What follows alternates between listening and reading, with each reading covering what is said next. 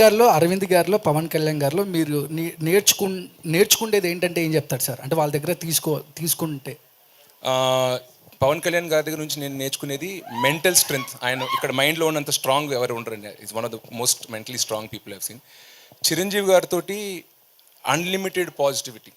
ఎంత మీరు ఒక కళ్యాణ్ గారు ఒక ఫంక్షన్లో చెప్పారు, చిరంజీవి గారు మీరు ఎంత ద్వేషించినా ఆయన తిరిగి మీకు ప్రేమే తిరిగి ఇస్తారని చెప్పి. So that positivity and humble nature అనేది నాకు చిరంజీవి గారి గురించి ఇష్టం. మా డాడీ అంటే హీస్ లైక్ అ రోబోట్. మీరు అన్నట్టు 100 సిరీసెస్ వోంట్ మ్యాచ్ అరవింద్ గారు అంటున్నా.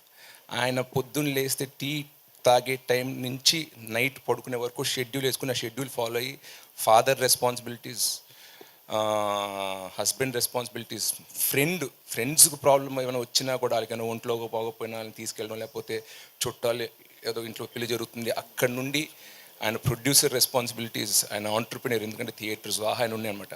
అవన్నీ ఏ ఒక్కటి మిస్ కాకుండా ఇక్కడ నేను ఫాదర్గా 70 ఇస్తా, ప్రొడ్యూసర్గా 100 ఇస్తాను కాకుండా ప్రతి డిపార్ట్మెంట్లో 100 ఇచ్చుకుంటూ వస్తారు.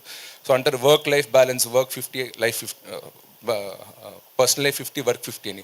బట్ మా డాడీ నాకు చెప్పింది అంటే అది పవన్ గారు కానీ లేదా అర్జున్ కానీ ఎవరైనా ఒకరు తీసుకొస్తారా? ఫ్యాన్స్ మాత్రం ఎవరైనా ఒకరు చూడాలనుకుంటున్నారు. వాళ్ళు అడుగుతాను, వాళ్ళు వస్తే తీసుకొస్తాను. అడుగుతారు. Thank you so much media buddies అందరికీ కూడా ఫర్